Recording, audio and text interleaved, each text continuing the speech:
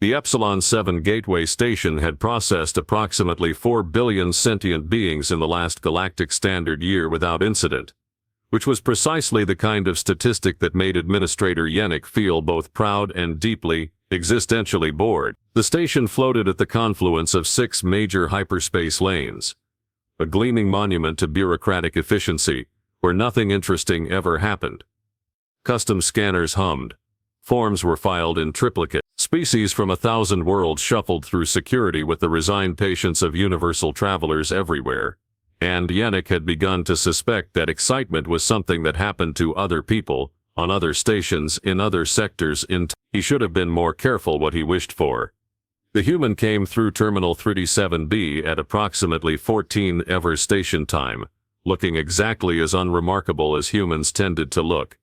Medium height by galactic standards, bilateral symmetry, the usual carbon-based configuration. She wore what appeared to be standard human travel attire, comfortable pants, a loose shirt, and the slightly dazed expression that suggested she'd spent the last 6 jumps in cryosleep and was still working out which way was up. The Therian customs officer barely glanced at her before waving her toward the bioscanner, already thinking about his break and whether the cafeteria still had those fungal wraps he liked. The scanner, a top-of-the-line hegemony model that could detect everything from concealed weapons to unauthorized genetic modifications, activated with its usual pleasant chime.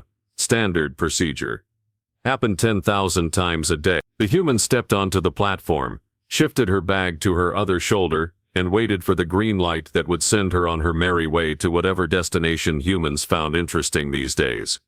Instead, every alarm in the terminal went off at once, not the polite warning chimes that indicated contraband or documentation issues, not the firm buzzing that suggested someone had forgotten to declare their exotic. This was the sound of a security system having a complete existential crisis, a cascading wail that started in the subsonic range and climbed rapidly into frequencies that made the Krillnaut visitors clutch their auditory organs in pain. Red lights strobed. Blast shields slammed down over doorway. Somewhere automated defense turrets whirred to life with the kind of mechanical enthusiasm that suggested they'd been waiting their entire service life for this exact moment. The human, to her credit, simply stood there looking confused. The Therian customs officer, to significantly less credit, dove behind his desk hard enough to bruise 3 of his auxiliary limbs. Containment breach, someone shouted from an adjacent terminal. Biological hazard, someone else suggested, already backing away. Everyone stay calm, announced the station's AI in a voice that suggested it was absolutely not calm, and would very much like everyone else to panic on its behalf. Security teams to Terminal 3, medical teams to Terminal 3, actually everyone to Terminal 37B. This is not a drill, I repeat, this is very much not a drill. And I would like to stress that I am a Class 7 intelligence and I have no idea what is happening, which should concern all of you deep. The human raised her hands in the universal gesture of confused surrender. I don't have any weapons, she said, her voice barely audible over the alarms. I declared everything. Is there a problem with my V? The scanner's display, which should have shown a simple biometric readout, had instead gone completely white except for a single symbol pulsing in the center. It was geometric, elegant, simultaneously simple and impossibly complex. The kind of symbol that suggested it had been designed by someone who understood mathematics on a level that made conventional physics look like kindergarten arithmetic. It rotated slowly in 3 dimensions that weren't entirely spatial, casting shadows that fell in directions that didn't technically exist. Administrator Yannick arrived at a run, his breathing apparatus wheezing with exertion. He took one look at the display and went very, very still. The kind of still that happens when your brain needs to reboot your entire understanding of reality. Is that, he said slowly, what I think it is? The customs AI, which had been around long enough to witness several paradigm shifts in galactic civilization, took an unusually long time to respond. When it did, its voice had dropped an octave and acquired the tone of someone who was seriously reconsidering their career choice. Bioscan indicates a dermal marking on the subject's left shoulder blade.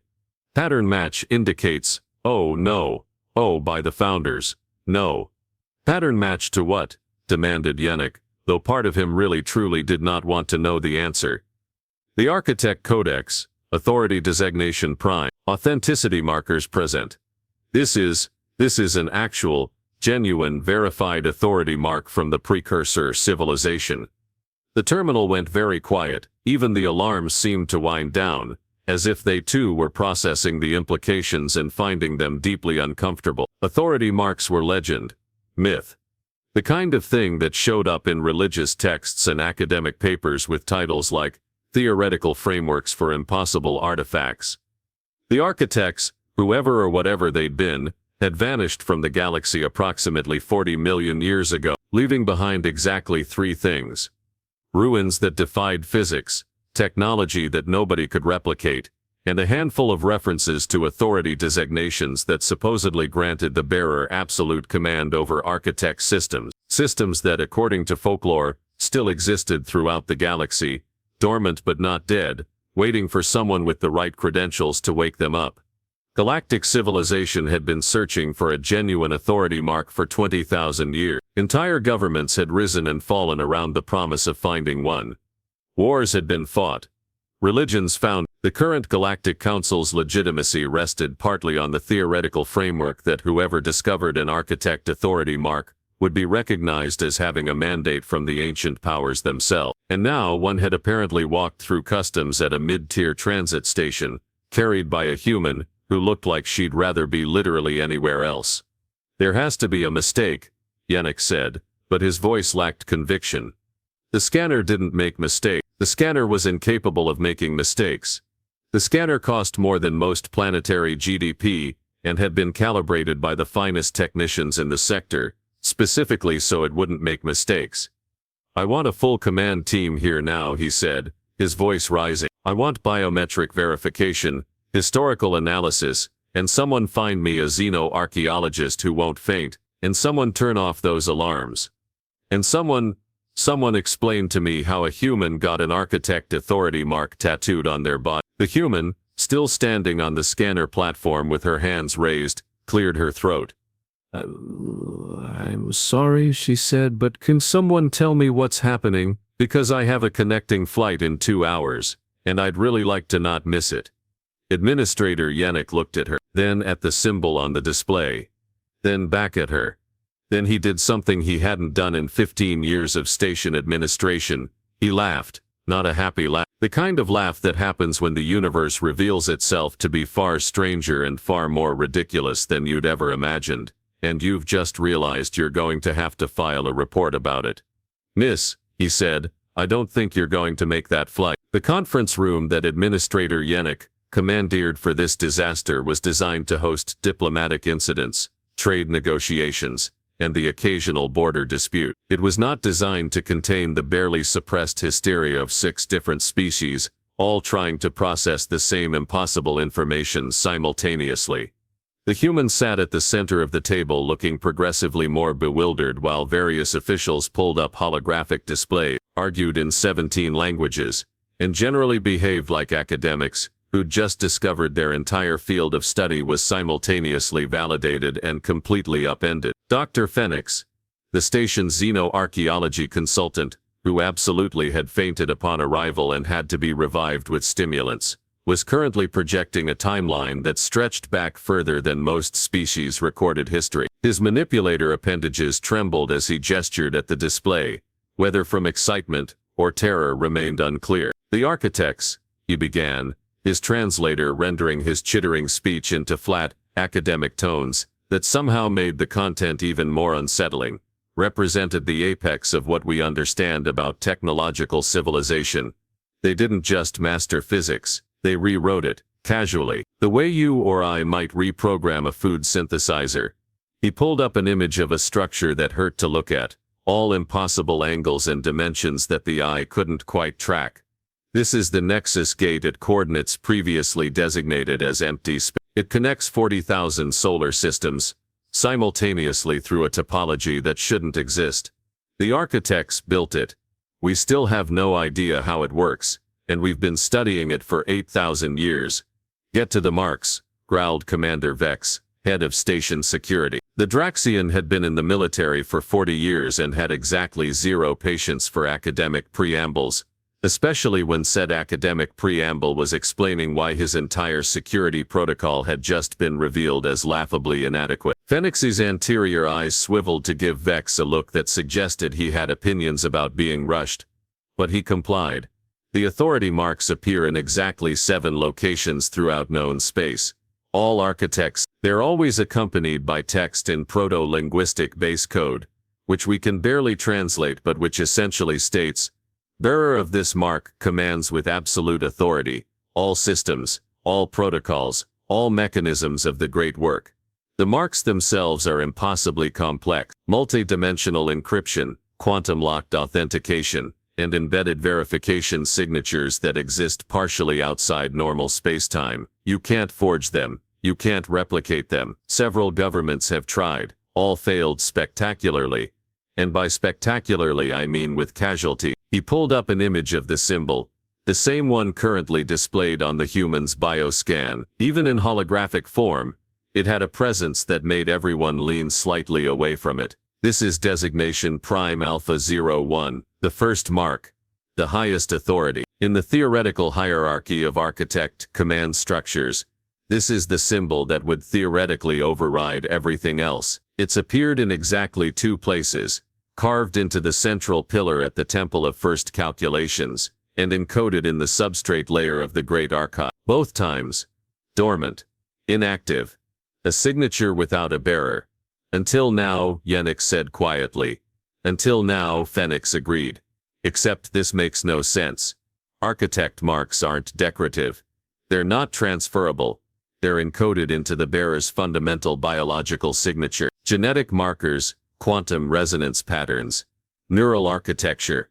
You can't tattoo an authority mark any more than you can tattoo someone into actually being a different person. The mark and the bearer are inseparable, verified down to the subatomic level. Everyone turned to look at the human, who had been following this explanation, with the glazed expression of someone who understood perhaps 1 word in 5 and wasn't sure about that one. For 40 million years, Fenix continued, his voice rising slightly, galactic civilization has searched for these marks. Do you understand what that means?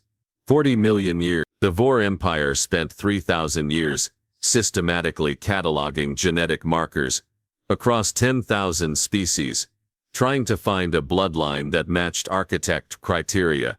The Holy Dominion of Ale built their entire theology around the prophecy of the Marked One. The consortium invested resources, equivalent to terraforming 100 worlds into archaeological expeditions, and all of it, was based on the assumption that somewhere, somehow, there existed beings who were inheritors to architect authority, that the marks could be found. He gestured at the human with something between awe and accusatory disbelief. The entire political structure of the Galactic Council exists because 3,000 years ago, the founding species agreed that whoever discovered an authentic authority mark would be granted arbitration rights in perpetuity. It was a safe promise because nobody actually believed the marks would be found.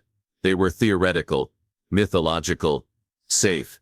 I'm beginning to sense they're not safe anymore, Yennik observed. The hegemony of Syl, Fenix continued, as if he hadn't heard, controls 40% of known space based on their claim to be legitimate successors to architect principles. The Trade Collective maintains its monopolies through treaties referencing eventual authority verification. The entire economic system of the outer sectors is built on currency backed by theoretical architect-grade technology. Finding a real mark doesn't just validate ancient legends. It destabilizes the present. Commander Vex had been running scans on his personal datapad, cross-referencing against security databases, with the grim determination of someone who knew his report was going to be read by people who could have him assigned to asteroid mining duty. The human entered the station on standard transit visa. Origin, Earth Sol System. Destination Novus Alpha Colony. Purpose of travel, vacation. Her credentials check out. Background check is clean. She's a, he squinted at the display, botanical consultant. She grows things, for garden. The silence that followed this revelation had weight. A gardener, Yennik said slowly. The greatest archaeological find in galactic history is being carried around by a human gardener, who's trying to get to a vacation. I designed sustainable ecosystems. Actually, the human interjected, speaking for the first time in several minutes. Everyone jumped slightly. It's more complicated than just gardening. There's soil chemistry involved, and nutrient cycling, and you have to account for local climate variations. And she trailed off, apparently noticing that nobody cared about soil chemistry. But yes, basically I grow things. How? Phoenix demanded, his voice nearly breaking. Did you get an architect authority mark? The human blinked. The what? The thing that set off all the alarms? That's just a tattoo. I got it 4 years ago. You got an impossible multi-dimensional authentication signature that's been lost for 40 million years 4 years ago, Vex repeated, his tone suggesting he was testing whether saying it out loud would make it make more sense. It did not. I mean, I got it at a place called Artistry and Ink. It's near the University District. They had a sale. The human pulled out her personal device, and while a room full of officials watched in mounting horror, called up a review site. See? 4.7 stars. Very clean. Good prices. The artist's name was Hideo. Nice guy. He did this design I found in a book. A book? Phoenix said faintly. Yeah, this old archaeology text I picked up at a used bookstore. It had pictures of ancient symbols, and I thought this one looked cool. Hideo said it would work great as a shoulder piece, and he was right. It healed really well. Dr. Phoenix made a sound like a deflating balloon. The holding room, because at some point it had quietly transformed from a conference room into a holding room, now contained 12 officials representing 8 different governmental bodies, 4 academic institutions, and 1 very confused human who was beginning to suspect her vacation was well and truly ruined. They'd brought in verification equipment that cost more than small moons. The walls were lined with scanning arrays that hummed at frequencies both audible and decidedly not, and everyone, absolutely everyone, was staring at the 3-dimensional holographic projection of the tattoo on the human's shoulder blade as if it might suddenly explain itself. It did not explain itself. It simply existed, rotating gently in the projection field, being impossibly authentic. Ambassador Weiss of the Galactic Council's Archaeological Commission had arrived via emergency transport, looking like someone who'd gotten dressed while running. His ceremonial robes were on backwards and one of his facial tendrils was still in curlers. He'd taken one look at the verification data and had to sit down for several minutes, breathing into a paper bag. "Walk me through this again," he said finally, his voice hoarse. "Slowly, because I've been studying architect civilization for 60 years and I need to understand how everything I know is apparently wrong." The human sighed. She'd told this story 4 times now and it hadn't gotten any more dramatic. "I was doing my graduate thesis on ancient symbolic systems used in agriculture, crop markers, blessing symbols, that sort of thing. I found this old book at a shop called the Dusty Tome. It was in the clearance section because the binding was falling apart. Most of it was about excavations at some dig site I'd never heard of. But there were illustrations in the appendix, symbols they'd found carved into things. This one," she gestured at the hologram, "was labeled unknown designation, possible ceremonial purpose." "I thought it was pretty." "Pretty," Ambassador Weiss repeated, his translator giving the word a slightly strangled quality. "I just finished my thesis defense, and my friends wanted to do something to celebrate. One of them suggested tattoos. Everyone else got like flowers or geometric patterns or quotes. I got this. It seemed meaningful, you know, ancient knowledge, connection to the past, that sort of thing. Also, I was slightly drunk." Commander Vex was pulling up records on his datapad with increasingly frantic gestures. "The Dusty Tome. Earth location. I'm scanning the small bookshop, proprietor named Hui Wu, been operating for 30 years, specializes in academic remainders and out-of-print texts." He scrolled further. "Purchase records show they acquired a bulk lot from the estate of Dr. Heinrich Volkmann, human archaeologist, died 18 years ago of natural causes. Volkmann's credentials check out. He participated in 3 expeditions to architect sites between 40 and 50 years ago, all properly licensed and documented. So a human archaeologist found this symbol at an actual architect site," Phoenix said, working through the logic. "Documented it in a book that nobody read. Died. His estate sold the book to a used bookshop. And then he pointed at the human, bought it and got it tattooed on herself. Pretty much, the human confirmed. And the tattoo artist, Ambassador Weiss, said desperately, is he some kind of specialist? Does he have training in ancient symbolic reproduction? Quantum pattern encoding. He specializes in traditional Japanese designs mostly, the human said, but he said he could do custom work. I brought him the picture from the book and he scanned it and scaled it and tattooed it. Took about 4 hours. He was very professional. 4 hours. Phoenix repeated. It took 4 hours to inscribe a multidimensional authentication signature that we've been unable to replicate with 40,000 years of technological advancement. It hurt, the human offered. The shoulder blade is apparently a sensitive area. One of the junior researchers, a Thalian, who'd been running scans this entire time, looked up from her equipment with an expression of existential despair. The authentication markers are all present. Quantum signature lock. Dimensional encoding. Biometric binding. This isn't a copy or a fake. According to every test we can run, this is an original architect authority designation. But that's impossible because the architects have been gone for 40 million years, and she got this at a strip mall. It wasn't a strip mall, the human protested. It was a standalone building with very good hygiene ratings. The binding is what confuses me, Phoenix said, pulling up technical readouts that looked like someone had let mathematics have a nervous breakdown. Architect marks weren't decorative. They were supposed to be intrinsic to the bearer's biological structure. You can't just add them after the fact. It would be like trying to give someone a different genetic code by writing it on them with a marker. It doesn't work that way. Unless, said a quiet voice from the doorway, it does. Everyone turned. The speaker was ancient even by galactic standards. A Willian whose crystalline structure showed the clouding of extreme age. They moved slowly into the room, supported by hover assistants, and every official present suddenly looked nervous in a way that suggested this person had academic seniority that could end careers. High Scholar Brent, Ambassador Weiss stammered, rising quickly. I didn't realize you were on the station. I wasn't. I heard about this through channels and took a very fast ship. The High Scholar moved closer to the hologram, their optical sensors whirring as they focused. I've been studying architechnology since before most of you were spawned. Published 400 papers. Won every award our civilization offers for xenoarchaeology. And I never could quite figure out why the architects bothered with authority marks at all. They turned to address the room, their voice carrying the weight of someone who'd spent multiple lifetimes thinking about a problem. The architects were billions of years ahead of us. Technologically, they could have used any security system imaginable. Quantum locks, probability gates, reality filters. But they used symbols. Physical, visible symbols that anyone with eyes could see. Why? Why make your authorization system something that could theoretically be copied? You think they wanted them to be copied?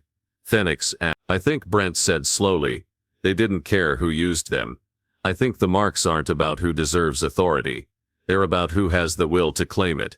The marks authenticate the bearer because the bearer chose to carry them. The architects left us a galaxy full of tools and no instruction manual. Maybe the instruction manual was supposed to be simple.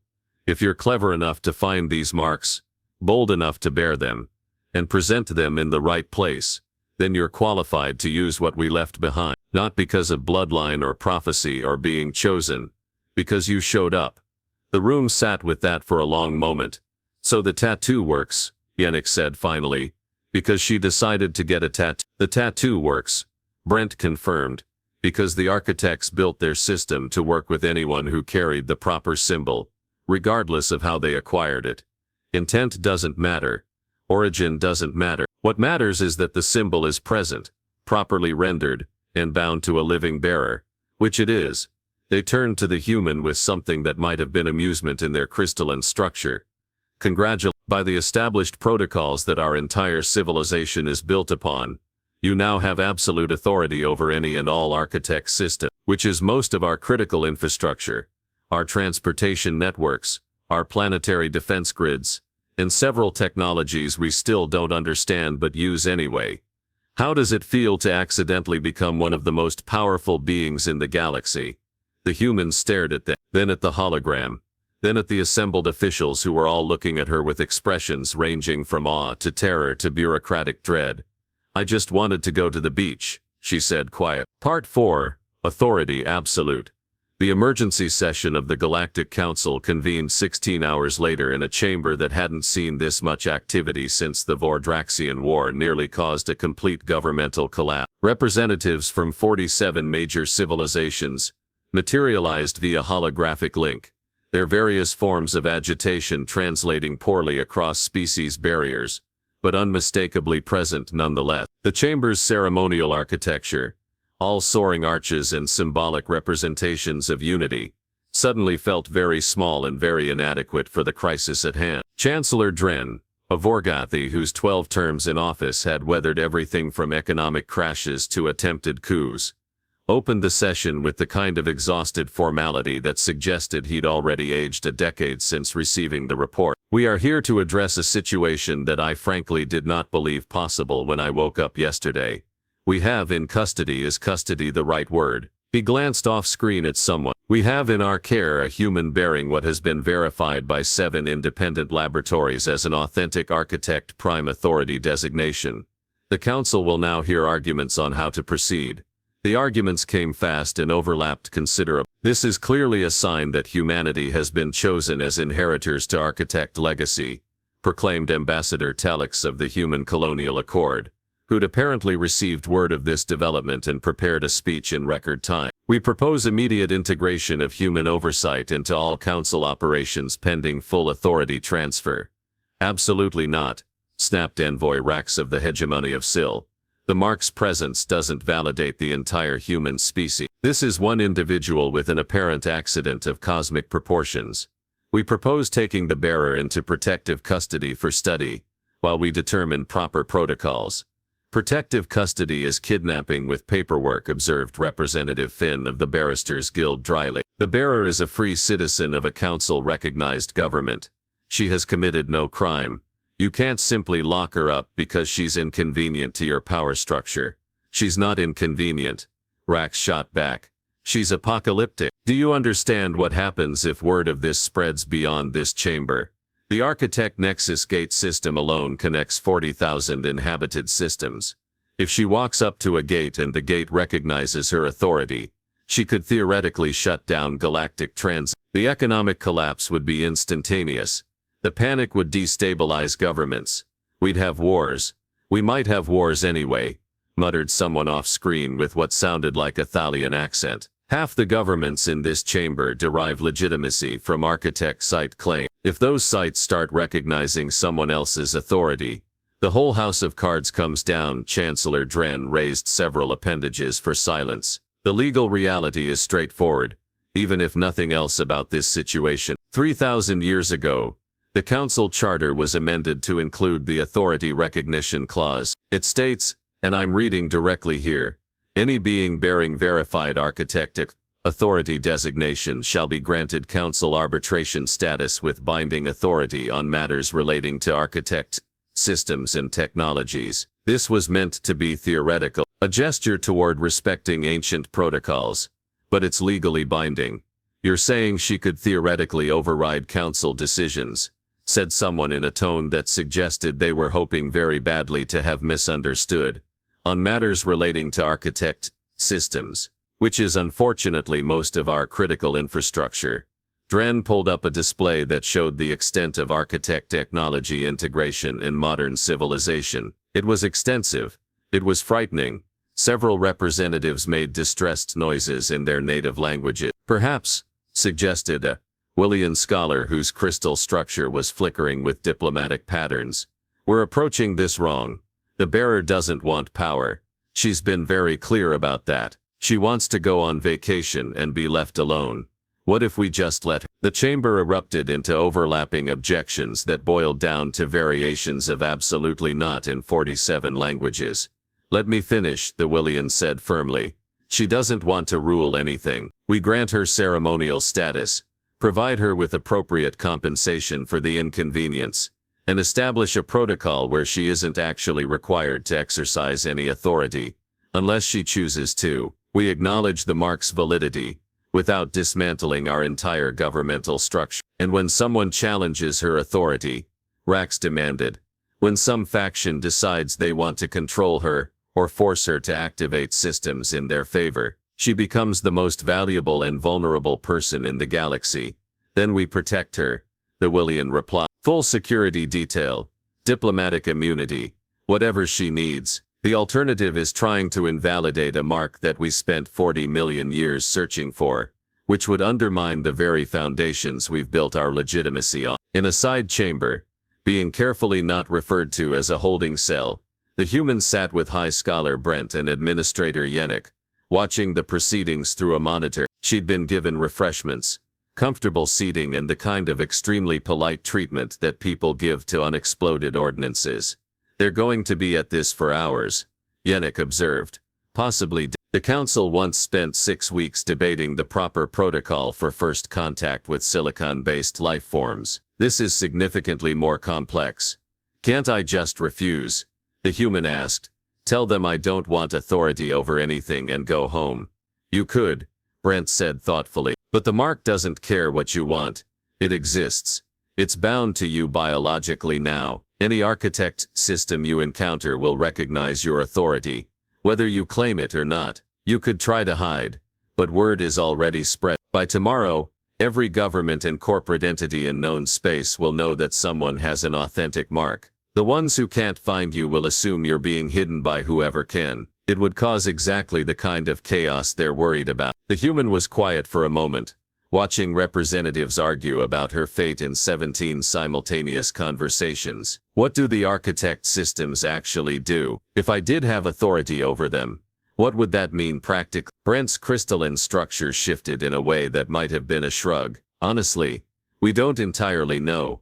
We use architect technology without fully understanding it. The gate network, definitely. Some defensive systems on older worlds. There are theories about dormant installations throughout the galaxy that might activate if someone with proper authority showed up. The architects built on a scale we can barely comprehend. Their smallest projects involved rearranging solar systems. Their ambitious ones involved things we don't have words for. So I accidentally have the keys to a cosmic tool shed full of equipment I can't identify and nobody knows how to use safely. That's actually a very accurate summary, Yennik said. You should use. It's clearer than most of the academic explanations. On the monitor, Chancellor Dren was calling for a vote. The proposal on the floor was complex, laden with diplomatic language and legal frameworks, but boiled down to acknowledge the mark's validity, grant the bearer ceremonial council status, provide her with security and compensation, and establish protocols for if and when she chose to exercise authority over architect systems. It was a compromise that satisfied nobody, and was therefore probably the only option that could pass. The vote came back, 39 in favor, 6 opposed, 2 abstaining. Well, Brent said, congratulations, you're now officially a recognized authority figure in galactic civilization. There will be ceremonies, probably some awards, definitely a lot of paperwork. I don't suppose I can delegate the paperwork to someone else, given that you now theoretically outrank most of the people who would do the paperwork. You probably could, Yennik said, though that might create its own bureaucratic nightmare. Aide appeared at the door, looking harried. The council would like to meet with the authority bearer, at her earliest convenience to discuss protocols and security arrangements. The human stood slowly, straightening her travel-rumpled clothes. Do I at least get to finish my vacation? After all, I believe, Yennik said carefully, that your vacation may require a security detail of approximately 50 armed personnel, 3 diplomatic liaisons, and a dedicated communications ship. But technically yes, you can go to the beach. That's going to make relaxing difficult. Welcome to Cosmic Significance, Brent said, their crystalline structure flickering with what was definitely amusement. The architects left us a galaxy, full of wonders and one very simple instruction. Whoever shows up with the right credentials, gets to play with the toy. Congratulations on showing up. 6 weeks later, at a beach resort on Novus Alpha, the human finally got her vacation. She was accompanied by a security detail that tried very hard to be unobtrusive and failed completely. a diplomatic liaison who kept trying to discuss important matters while she was swimming, and approximately 47 journalists from various galactic news services, who'd been given strict instructions not to bother her, but who were very interested in getting pictures of the most powerful person in the galaxy wearing sunscreen. She ignored them all with the practiced ease of someone who'd decided that cosmic authority was someone else's problem. She swam. She read books on a beach chair that cost more than most starships, because the council had insisted on providing appropriate accommodation. She designed a theoretical garden ecosystem for the resort that incorporated native plants, with sustainable water management, because old habits died hard. And back on Earth, in a small shop called Artistry and Ink, a tattoo artist named Hideo continued his work, completely unaware that one of his designs had fundamentally altered the balance of power in galactic civilization. His appointment book was full. His reviews remained at 4.7 stars. He was having a good year.